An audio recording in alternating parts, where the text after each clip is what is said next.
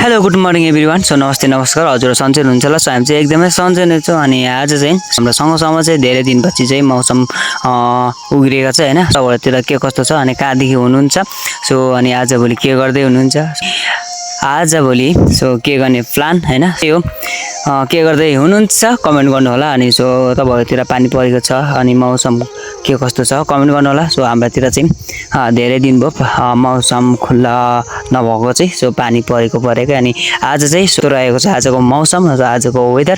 So त्यही हो, अहिले चाहिँ सो पानी पर्ने सिजनै हो, तर पनि यस्तो साह्रो चाहिँ हाम्रो सँगसँगै चाहिँ धेरै भयो क्या पानी परेकै। सो अनि के काम बाहिर काम गर्न चाहिँ खासै भ्याउँदैन थियो अनि सो त्यही हो। अनि आज चाहिँ सो मौसम हल्का खुल्ला भएको छ, त्यही पनि सो माथि आकाशतिर चाहिँ देख्न सक्नुहुन्छ खासै पनि राम्रो खुल्ला चाहिँ भएको छैन। सो अनि यो डाँडा काँडाको भ्यू चाहिँ एकदम मस्त देखिरहेछ, सो एकदम बल दिएछ। सो त्यही हो, कमेन्ट गर्न चाहिँ नबिर्सिनु होला। So thanks for watching.